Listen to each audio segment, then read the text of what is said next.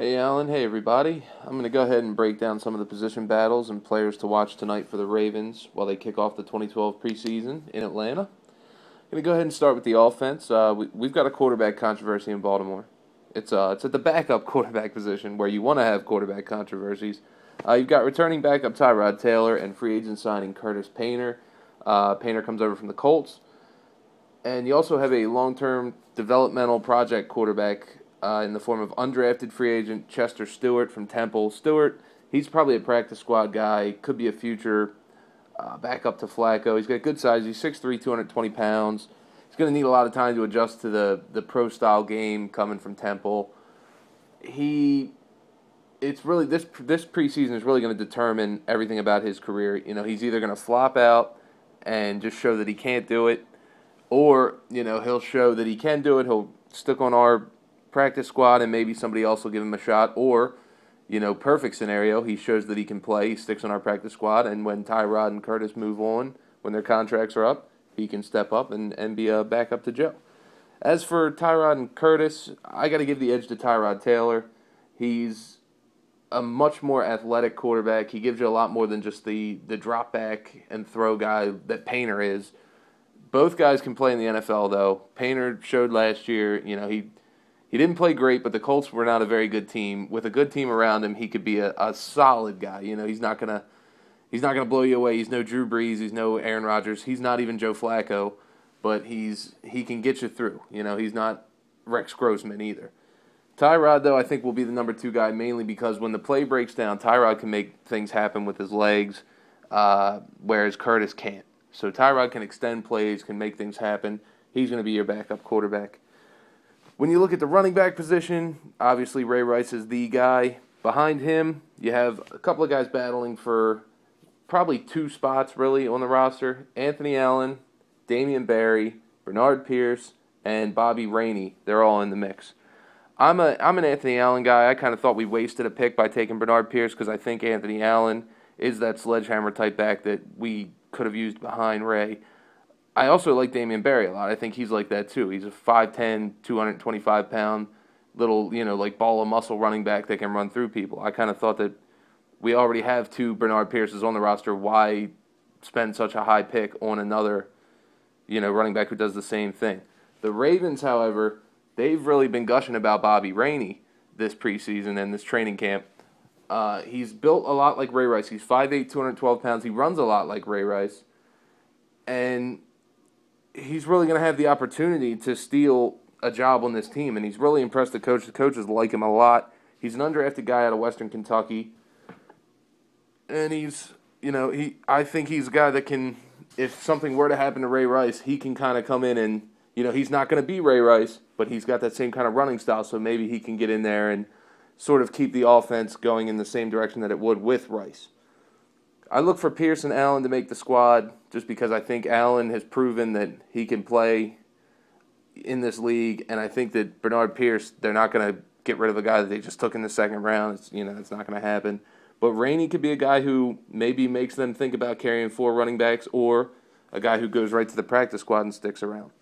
The wide receiver position's pretty set up at the top 3. You have Anquan Bolden, Torrey Smith, and Jacoby Jones, who comes over from the Texans. He's going to be our number 3 guy. He's also going to be a good return specialist for us. After that, though, you've got maybe 3 more spots on the roster, and you have 9 guys battling for those 3 spots. I believe Laquan Williams and Tandon Doss will make the team, so that leaves 1 spot, 7 guys. The front runners have to be David Reed, Tommy Streeter, and a dark horse is Deontay Thompson. If I was running the team, David Reed would be a long-forgotten memory. I would have gotten rid of David Reed last year. I just don't see what he offers to the team. He really doesn't offer that much in the return game. He offers next to nothing as a receiver, and he's a bit of a head case off the field. So for me, David Reed would be gone, and it would be down to Tommy Streeter, who's a 6th-round pick out of Miami. He's got the potential to be something special if he can ever, get his on-field game to be as good as he looks in workouts and things like that. He's 6'5", he's 220 pounds. He can take the top off of defense. He can run like a deer.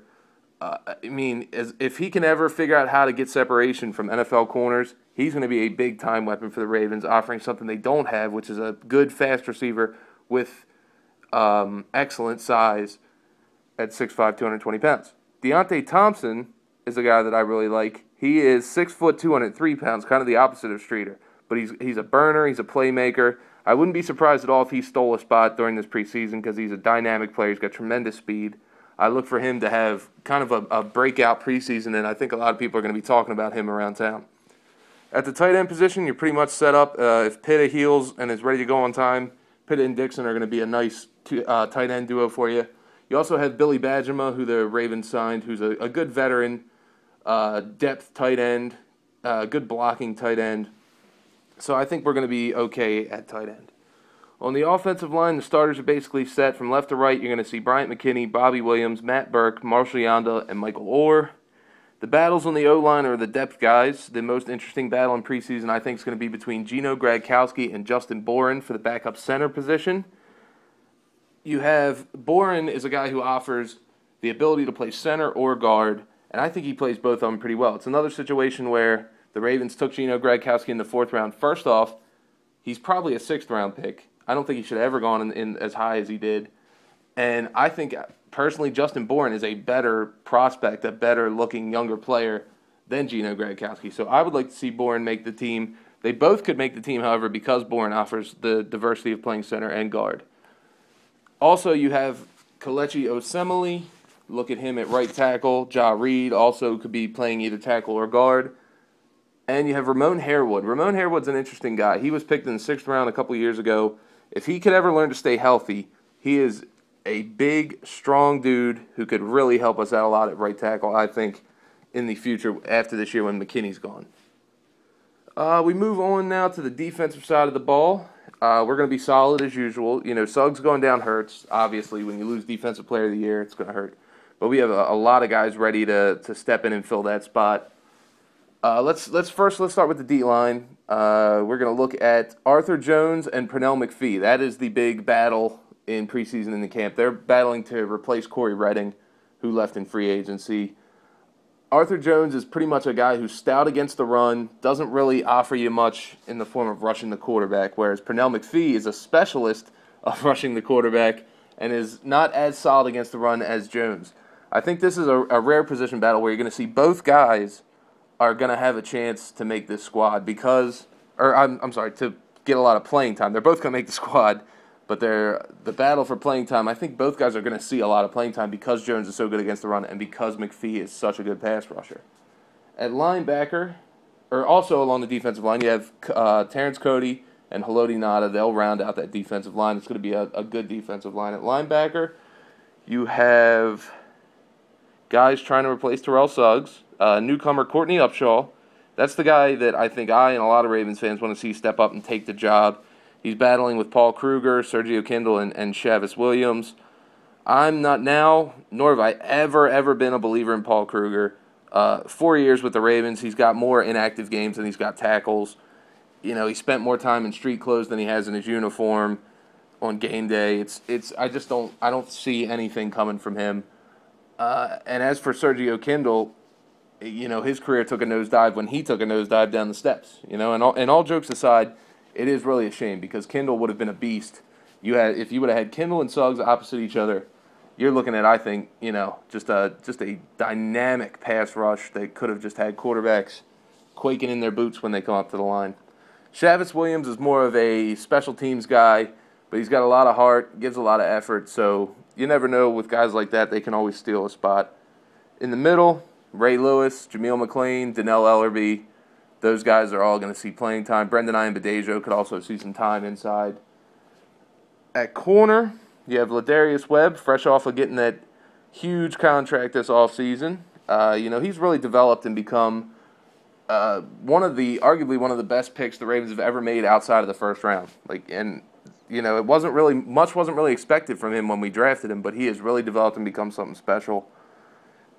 For the number 2 corner job, you have Kerry Williams and Jimmy Smith battling again. Smith's been battling some back injuries, so I think Kerry Williams and Webb will probably be your starting duo again week 1.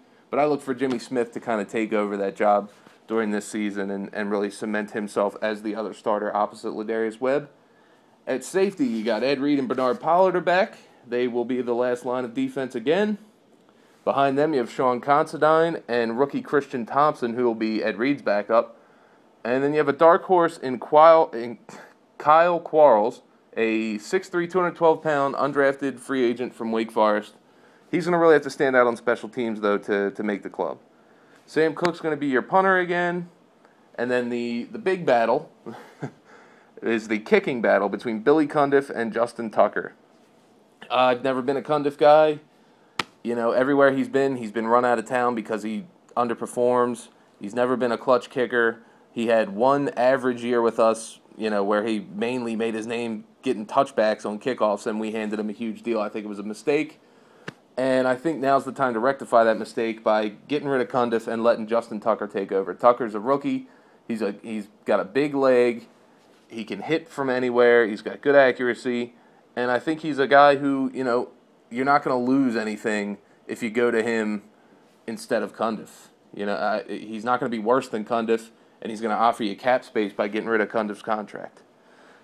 So there's your position battles and players to watch for the game tonight.